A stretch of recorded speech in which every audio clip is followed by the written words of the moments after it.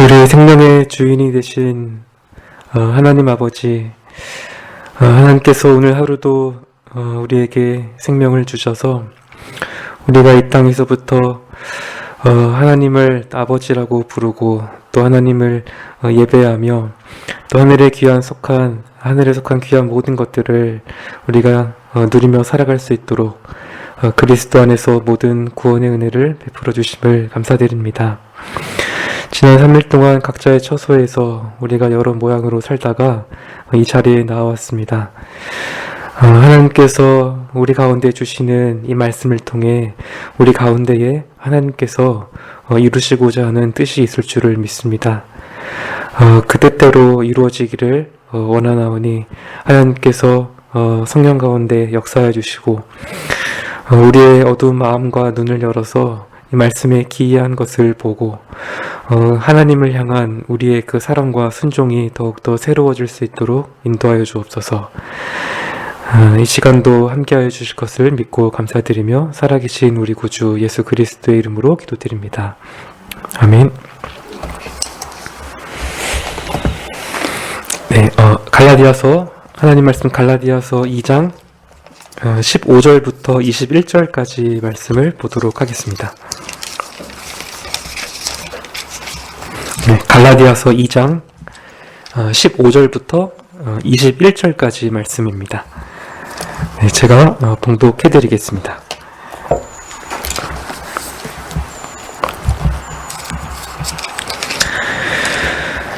우리는 본래 유대인이요 이방 죄인이 아니로되 사람이 의롭게 되는 것은 율법의 행위에서 난 것이 아니요 오직 예수 그리스도를 믿음으로 말미암는 줄 아는 고로 우리도 그리스도 예수를 믿나니 이는 우리가 율법의 행위에서 아니고 그리스도를 믿음으로써 의롭다함을 얻으려 함이라.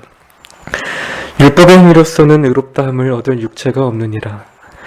만일 우리가 그리스도 안에서 의롭게 되려 하다가 죄인으로 나타나면 그리스도께서 죄를 짓게 하는 자냐?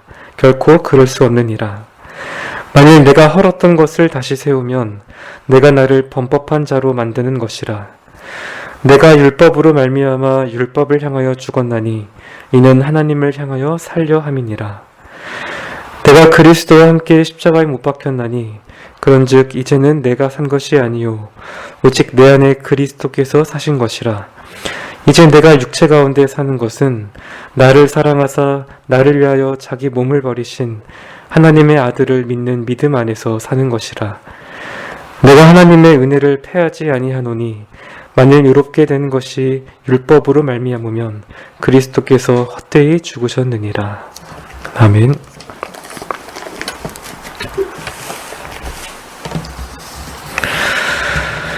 오늘 본문에는 이 참된 기독교 교리의 이 정수가 이 바울의 고백을 통해서 매우 아름답게 표현되어 있습니다.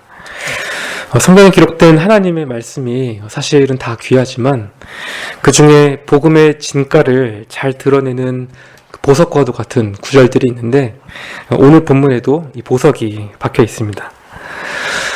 바울은 16절에서 이 사람이 의롭게 된 것에 관해서 반복해서 언급합니다. 이것은 다들 짐작하시는 것처럼 이 죄악으로 인해서 온갖 비참함에 처해 있는 인간이 자기의 행위가 아닌 오직 예수 그리스도를 믿음으로 말미암아 의롭게 될 것인다는 이 복된 소식입니다. 우리가 흔히 칭의라는 이 교리적 용어를 표현하기도 합니다. 이 복음의 진리는 신자의 실제 삶의 원리까지 포괄하지만 근본적으로는 사람의 구원 문제와 결부되어 있습니다. 만일 어느 모양으로든지 이 교리가 뒤틀리게 되면 기독교는 더 이상 기독교가 아닌 것이 되고 모든 것을 잃고 맙니다.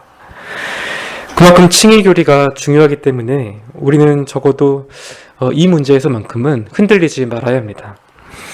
우리의 존재를 지탱해주는 이 기둥과도 같은 이 진리를 견고한 믿음으로 붙잡아야 하는 것입니다. 본격적으로 이 주제를 다루기에 앞서서 이 바울이 어떤 맥락에서 이 칭의를 말하고 있는지 잠시 짚고 넘어가겠습니다. 지난 시간에 우리가 이 초대교회 두 기둥이라 할 수 있는 이 베드로와 바울이 정면으로 충돌하는 장면을 보았습니다. 좀 더 정확히 말하면 바울이 모든 자 앞에서 베드로를 책망한 사건이었습니다. 그 이유가 무엇이었습니까? 그가 공적으로 이 복음에 어긋나는 행동을 했기 때문입니다. 베드로는 유대인이나 이방인이나 오직 그리스도를 믿음으로 의롭게 된다는 사실을 알았습니다. 뿐만 아니라 베드로 자신도 할례가 아니라 믿음으로 의롭다함을 받은 자였습니다. 따라서 유대인과 이방인 사이에 아무런 구별이 없어야 하지만 이 베드로는 이방인 그리스도인들과의 식사 자리를 피하고 말았습니다.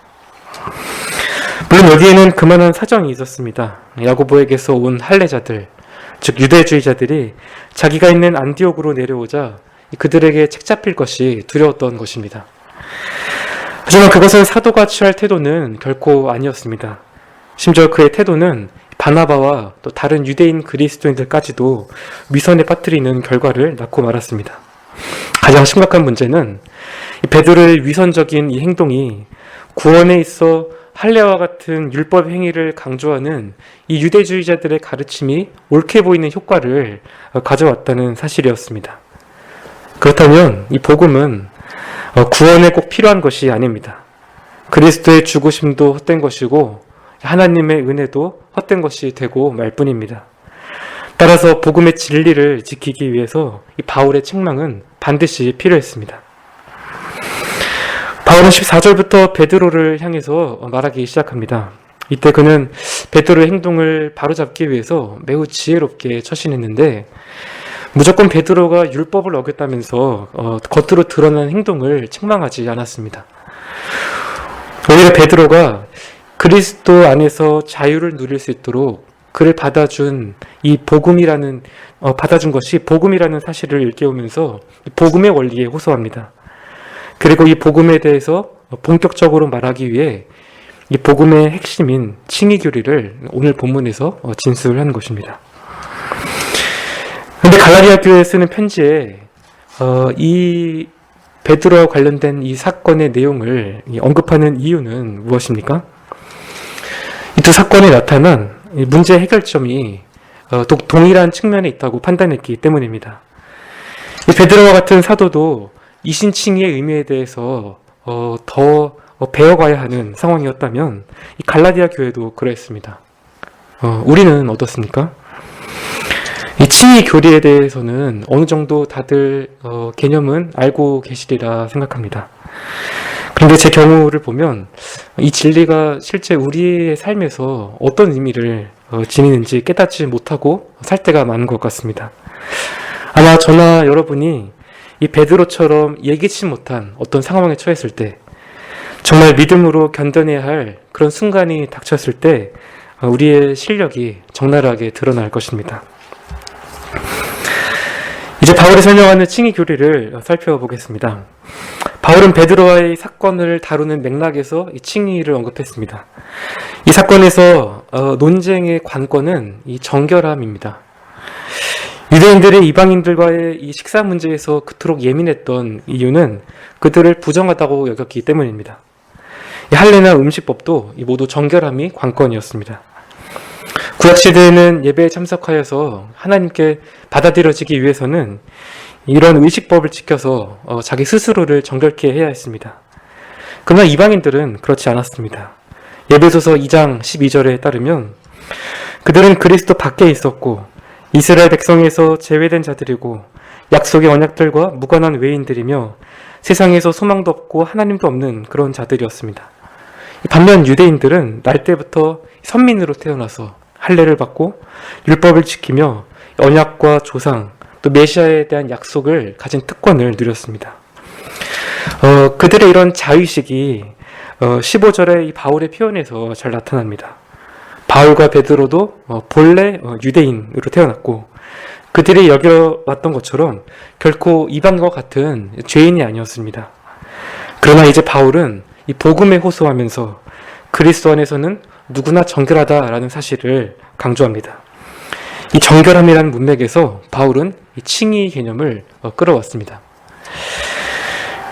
그런데 이때 바울이 이 16절에 이제 와서 정결함이라는 말을 의롭게 된다라는 표현으로 바꾸어 사용합니다. 그 이유는 아마도 죄인이 하나님께 온전히 받아들여진다는 이 측면을 더 정확하게 나타내 주기 때문일 것입니다. 사실 정결함이라고 하면은 실제로 우리의 어떤 마음과 행동이 깨끗해져서 하나님께 받아들여지는 것과 같은 그런 뉘앙스를 풍깁니다. 하지만 실상은 전혀 다릅니다. 하나님께서 죄인을 받아들이실 때는 여전히 죄인인 그 사람이 그리스도 안에 있기 때문에 의롭다고 여겨주시는 것입니다. 뒤에서 더 말씀을 드리겠지만 이것이 칭의가 가진 중요한 개념 가운데 하나입니다. 우리가 본문에서 주목해야 할 또 한 가지는 바울이 칭의를 말하면서 특히 율법의 행위와 관련해서 강조한다는 사실입니다. 여기서 율법이란 하나님의 계명 전체를 말하고 율법의 행위는 그에 대한 순종을 의미합니다. 유대인들은 율법에서 난 의로 말미암아 의롭다함을 받을 수 있다고 생각했고 유대주의자들도 그랬습니다. 사람이 하나님께 받아들여지기 위해서는, 즉 의롭게 여김을 받기 위해서는 그리스도를 믿는 믿음도 있어야 하지만 모세의 율법도 필요하다라고 여겼습니다. 하지만 이에 대한 바울의 대답은 무엇입니까? 사람이 결코 율법의 행위로는 의롭게 될 수 없다는 것입니다. 여기에 유대인이라는 신분은 아무런 기여를 하지 못합니다. 아무리 많은 특권을 가지고 태어났다고 해도 그것은 그저 그들이 이방인과 다른 방식으로 죄인일 뿐이라는 사실을 보여주는 것이었습니다. 모두가 다 은혜로 구원받아야 하는 죄인입니다.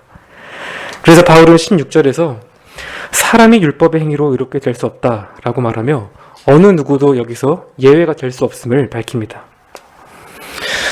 그렇다면 왜 어떤 사람도 이 율법의 행위로는 의롭다함을 얻을 수 없는 것입니까? 여기서 바울이 인용한 이 시편 9절을 주목할 필요가 있습니다.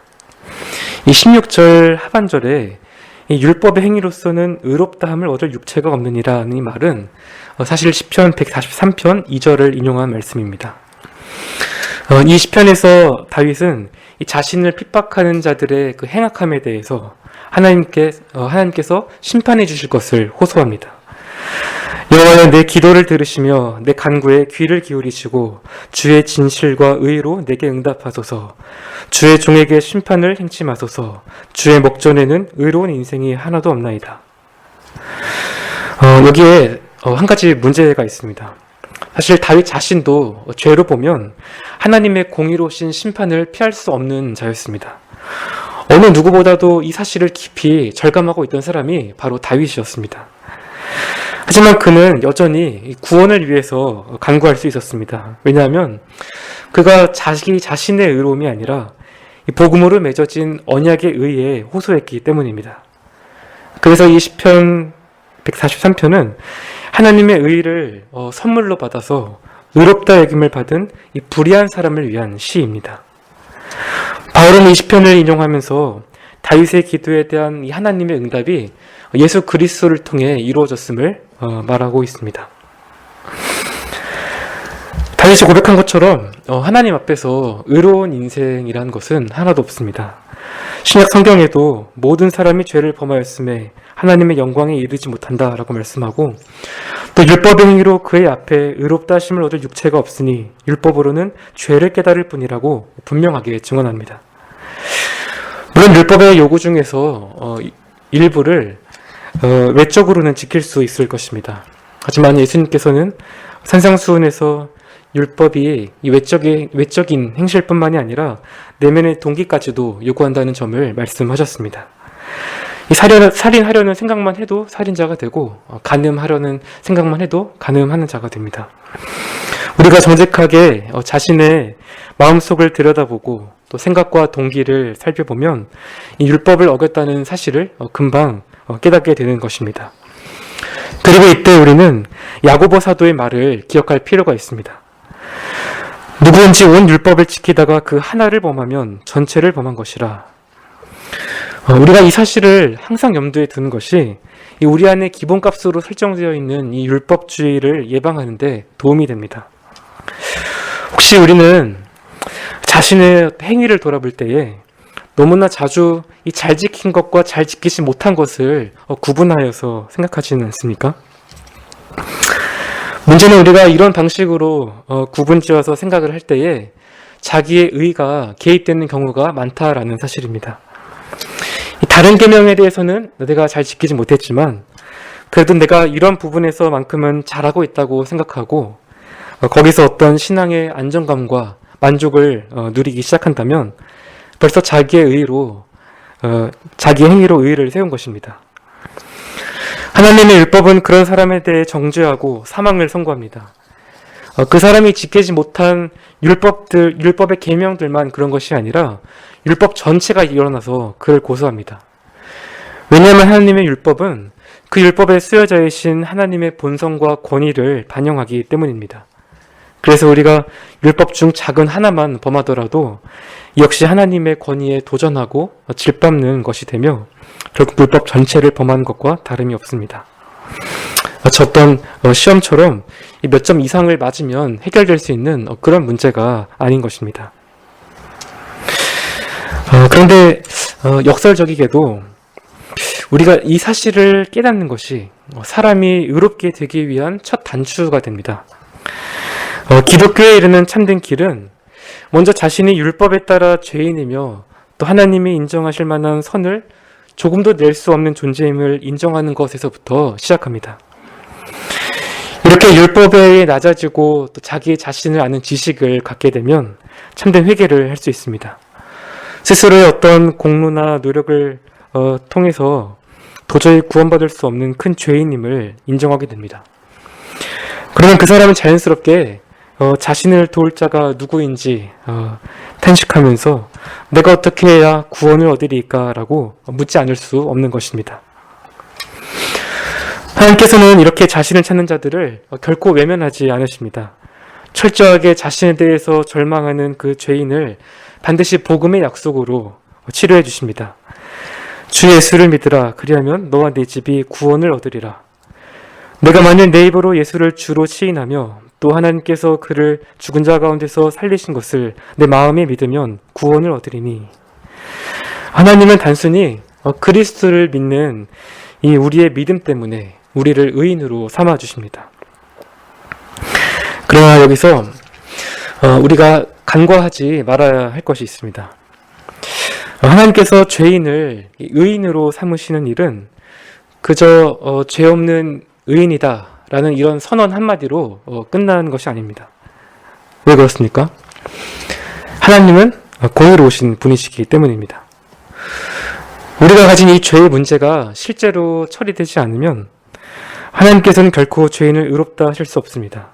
그래서 하나님은 이 전가라는 방식으로 죄인을 의인으로 삼아 주십니다. 이 전가는 한 개인에게 속한 어떤 허물이나 책임을 하나님께서 다른 사람에게로 옮겨가시는 그런 행위입니다. 이 고린도서 5장 21절 말씀에 이 전가의 의미가 잘 나타나 있습니다. 하나님이 죄를 알지도 못하신 자로 우리를 대신하여 죄를 삼으신 것은 우리로 하여금 저희 안에서 하나님의 의가 되게 하려 하심이니라. 하나님께서는 아무 죄가 없으신 독생자에게 우리의 죄를 담당하게 하셨습니다. 이를 위해 그리스도께서는 비천한 사람의 몸을 입고 율법 아래에 나셨습니다. 이 지상에 거하시는 동안 율법에 온전히 순종하는 삶을 사셨으나 마치 죄를 범한 범죄자처럼 취급을 당하셔야 했고 그 죄값을 치르시기 위해 십자가에 달려 죽으셨습니다. 이 아들의 죽음을 통해 하나님의 공의는 모두 만족되었고 그리스도께서 얻으신 의를 하나님께서 우리에게 전가시켜 주십니다. 그래서 하나님은 그리스도 안에 있는 우리를 보실 때에 마치 나에게 죄가 전혀 없고 내가 죄를 짓지 않은 것처럼 그리고 그리스도께서 이루신 모든 순종을 내가 직접 이룬 것처럼 여겨주십니다. 하나님 편에서는 큰 희생을 치르셨으나 우리 편에서는 오직 믿는 마음으로만 이 선물을 받습니다. 이토록 귀한 복음이기 때문에 바울은 16절에서 율법의 행위가 아니라 오직 예수 그리스도를 믿음으로써 의롭게 된다는 사실을 3번이나 반복해서 강조하고 있는 것입니다. 사실 물론 이 같은 바울의 진술은 유대주의자들의 반감을 사기에 충분할 것입니다. 어떤 율법의 행위도 없이 그리스도를 믿는 이 믿음만으로만 의롭게 된다면 굳이 더 나은 사람이 되도록 노력할 필요가 있겠는가? 아니, 오히려 인간의 도덕적 책임을 없이 하고 이 죄를 짓도록 더욱 부추기는 그런 교리가 아닌가? 바울은 이런 반대를 예상하고 그들이 주장할 법한 말을 가지고 와서 이 17절에 반영합니다. 물론 실제로 이런 반대에 직면했을 수도 있습니다. 만약 우리가 그리스도 안에서 의롭게 되려 하다가 우리 자신이 죄인으로 드러나면 그리스도께서 죄를 짓게 하시는 분이라는 말인가? 이 유대주의자들의 눈에 이 베드로와 바울은 사실 무법자들과 똑같았습니다. 오직 믿음으로 의롭다 함을 받는 이 교리 때문에 그들은 이방 죄인처럼 살고 있었습니다. 할례받지 않은 이방인들과 교제도 하고 또 그들과 함께 식사도 했습니다. 이런 이유로 베드로와 바울이 마치 그리스도를 죄를 짓게 만드는 분으로 보이게 한다고 그들이 비난합니다. 복음의 자유로 하는 행동을 율법의 잣대로 판단하고 정죄해야 하는 것입니다. 당연히 이런 비난에 대한 바울의 대답은 결코 그렇지 않다였습니다. 유대주의자들의 관점은 완전히 빗나갔습니다. 이 칭의의 이 복음을 저주받을 교리로 만들어 버렸습니다. 그리스도께서는 결코 이 죄를 짓도록 조장하는 분이실 수 없습니다. 죄인들 대신에 이 죄값을 치르시기 위해서 십자가에 달리신 분께서 자신을 믿는 자들을 다시 죄의 종으로 삼으신다고 하는 식의 이런 논조는 이 그리스도를 마귀의 수하쯤으로 만들어버리는 매우 신성모독적인 주장이었습니다. 칭의는 분명 죄인의 신분을 의인으로 바꾸지만 실제로 그 사람의 본성에 아무런 영향도 미치지 못하는 어떤 이론이나 가설 따위가 아닙니다. 칭의는 바울의 말처럼 그리스도 안에서 일어납니다. 우리가 믿음으로 그리스도와 연합했을 때 일어나는 것입니다. 그리고 그리스도와 연합한 사람은 더 이상 예전과 같은 사람일 수 없습니다. 고린도서 5장 17절 말씀입니다. 그런즉 누구든지 그리스도 안에 있으면 새로운 피조물이라.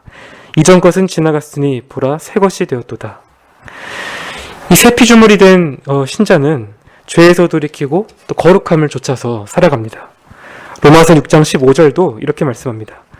그런즉 어찌하리요 우리가 법 아래 있지 아니하고 은혜 아래 있으니 죄를 지으리요 그럴 수 없느니라. 이처럼 진정한 그리스도인이라면 마음껏 방종하면서 자기가 원하는 대로 죄짓고 사는 것은 사실상 불가능한 일입니다. 이보다는 오히려 율법 행위로 의롭다함을 얻으려는 이 교리가 진실로 사람의 죄를 더욱 부추깁니다. 이 사실을 알리기 위해서 바울은 18절에서 만일 내가 헐었던 것을 다시 세우면 내가 나를 범법한 자로 만드는 것이라 라고 말합니다. 헐었던 것을 다시 세운다는 것은 이 그리스도의 복음 안에서 허물어진 이 구약의 율법을 의미합니다. 만일 누군가가 이것을 다시 세우려고 한다면 그는 정확히 베드로가 안디옥에서 했던 일을 그대로 답습하는 것입니다. 갈라디아 교인들도 유대주의자들에 의해서 율법의 행위를 다시 세우는 이 다른 복음을 받아들이도록 유혹을 받았습니다. 그러나 율법의 목적은 우리가 죄인임을 보여주는 것입니다. 율법을 다시 세우려고 하는 자는 더욱 깊은 죄악의 수렁에 빠질 수밖에 없습니다. 이런 맥락에서 바울은 자신이 율법으로 말미암아 율법에 대하여 죽었다라고 고백합니다. 유대주의자들은 다른 이들에게 마치 율법이 없으면 살 수 없을 것처럼 그렇게 말을 하지만 사실 율법을 죽이는 것은 율법 그 자체입니다. 그 이유는 사람이 율법을 향하여 살아가려고 하면 할수록 결국 율법이 구원을 주지 못하고 죄를 깨닫게 하며 영원한 형벌에 이르게 한다는 사실만 알게 하기 때문입니다. 따라서 바울은 율법 안에서 이 생명을 발견할 수 없음을 알고 거기서 구주의 필요성을 깨달았습니다. 그리고 그가 믿음으로 그리스도와 연합하게 되었을 때에 자신은 이미 율법에 대해서 죽은 자가 되었습니다. 왜냐하면 율법이 죄인에게 요구하는 이 죽음의 형벌을 그리스도께서 대신 담당하셨기 때문입니다. 그리스도께서 죽으셨을 때 그 죽음 안에서 바울도 율법에 대해서 죽게 되었습니다. 여러분께서도 자신이 율법에 대해서 죽었다라고 믿고 살아가고 계십니까?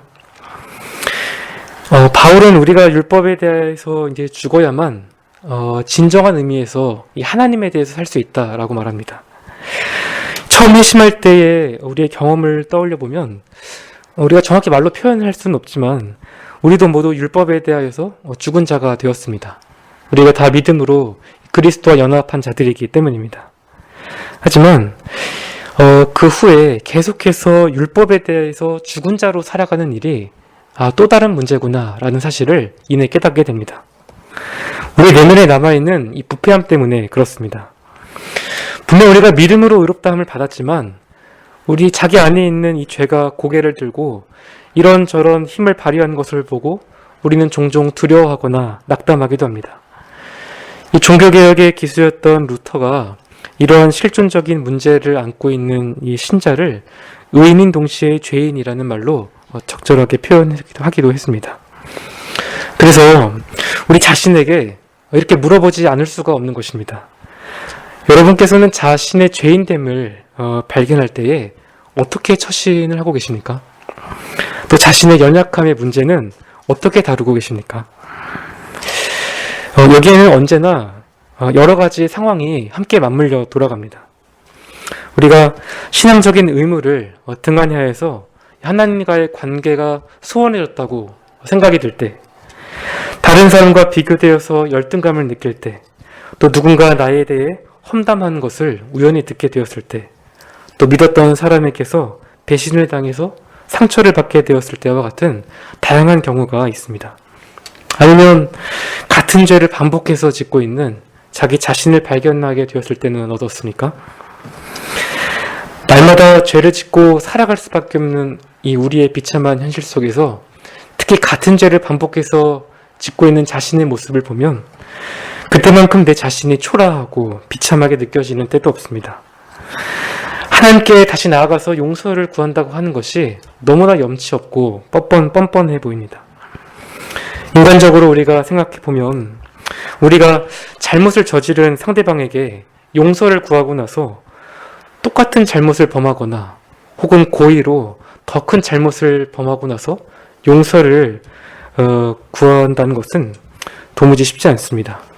사실 어떤 면에서는 불가능해 보이기까지 합니다. 그런데 우리는 하나님 앞에서 이런 상식에 어긋난 행동을 매일 하고 살아갑니다. 이렇게 하고 싶지 않아도 여전히 죄인이다 보니 어쩔 수가 없어서 때로는 존재론적인 회의감에 빠지기도 하는 것입니다.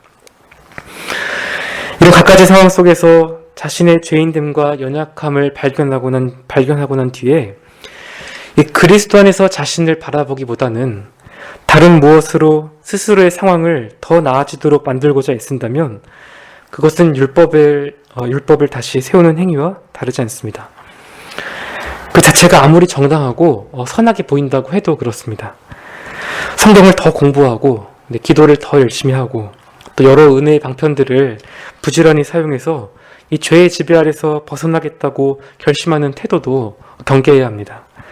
겉으로는 은혜를 말하더라도 사실은 나의 신앙 활동이 하나님보다 중심에 오기 때문입니다. 우리가 신자로서의 정체성을 회복하고 계속해서 신자로 살아가는 일은 언제나 그리스도를 바라보는 믿음에서 시작합니다.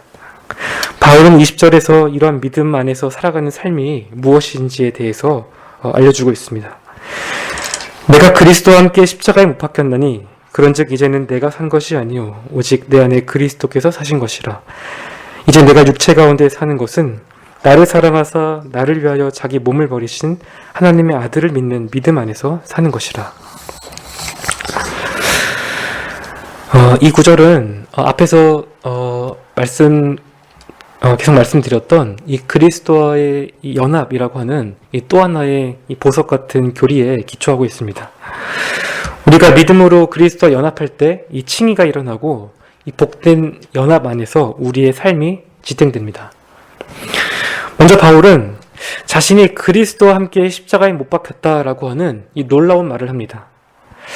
벌써 여기에 바울의 믿음이 깃들어 있습니다.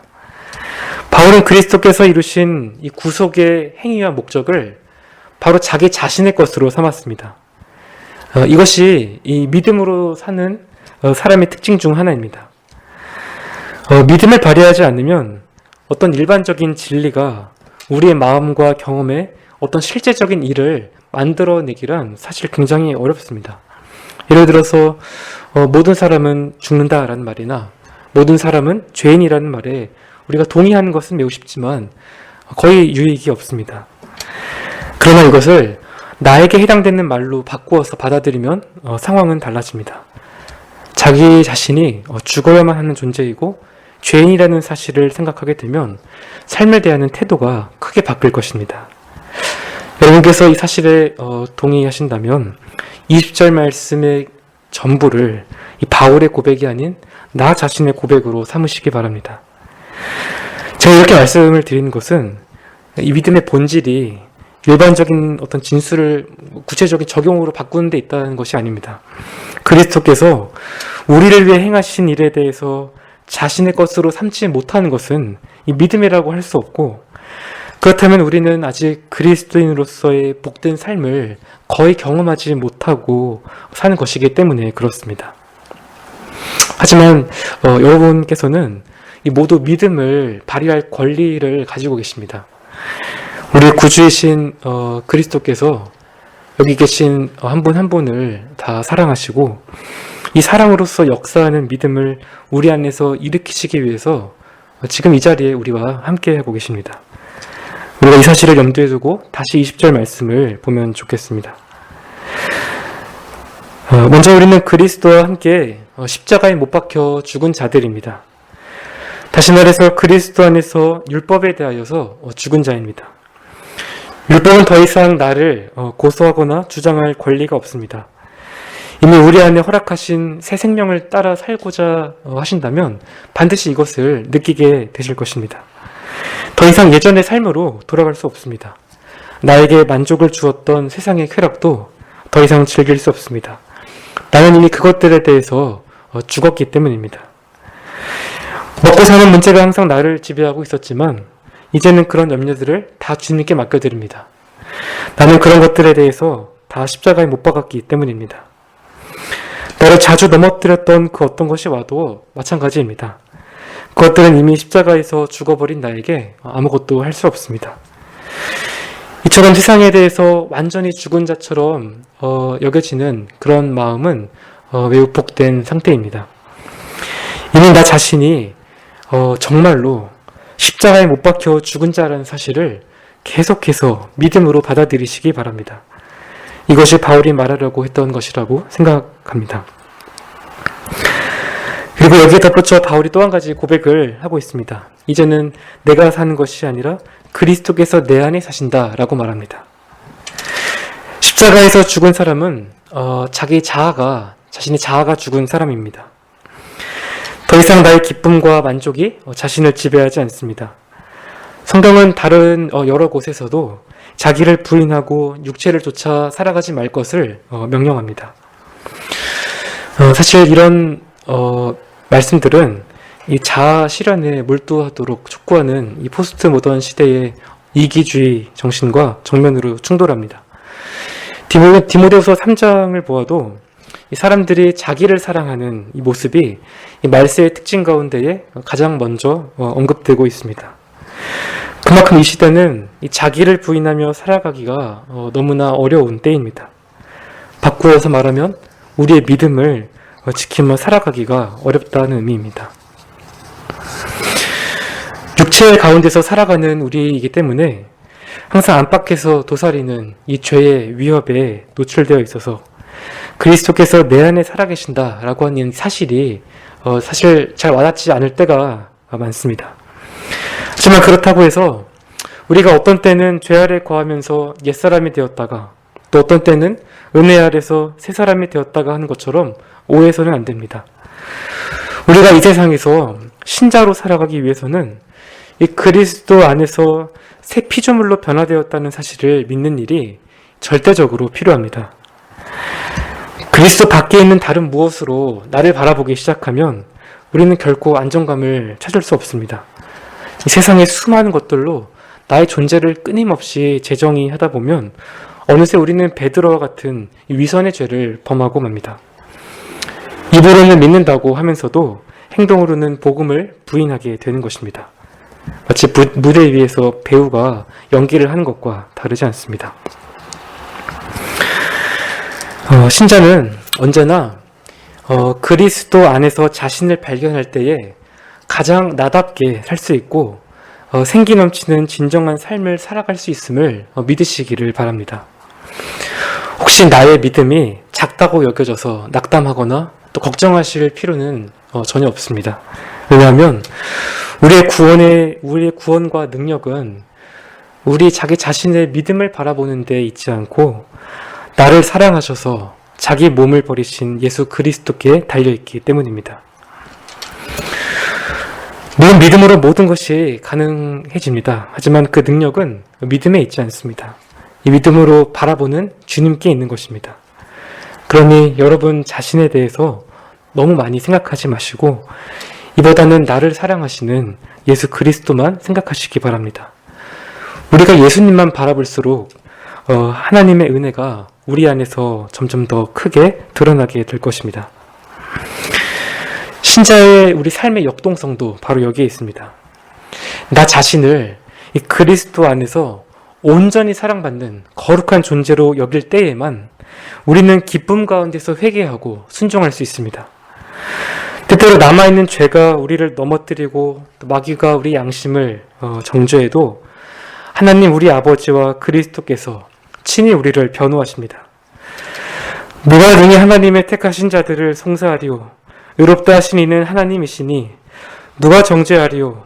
죽으실 뿐 아니라 다시 살아나신 이는 그리스도 예수시니 그는 하나님 우편에 계신 자요 우리를 위하여 간구하시는 자시니라. 누가 우리를 그리스도의 사랑에서 끊으리오. 환난이나 곤고나 핍박이나 기근이나 적친이나 위험이나 칼이랴. 오직 믿음으로 우리를 의롭다 하신 이 복음의 진리를 믿음으로 끝까지 붙잡고 이 진리를 따라서 걸어가시기를 바랍니다. 루터는 이 진리가 완벽히 배워서 그 분야에서 대가가 되었다고 자랑할 수 있는 예술이 아니라고 했습니다. 오히려 거장으로 남아있으면서도 우리로 하여금 항상 배우는 자가 되게 하는 예술이라고 말합니다. 이런 복음의 능력과 영광을 경험하며 살아가는 신자들이 모일 때에야 교회에서도 어떤 의무감이나 공로의식에서 벗어나서 참된 예배를 회복할 수 있습니다. 서로를 용납하고 진정으로 사랑하는 일도 가능해집니다. 우리에게 베풀어 주신 이 귀한 하나님의 은혜가 헛되지 않도록 그리스도의 사랑 안에서 우리의 믿음을 지키고 날마다 그리스도와 동행하는 우리 모두가 되시기를 소망합니다. 네, 함께 기도하겠습니다.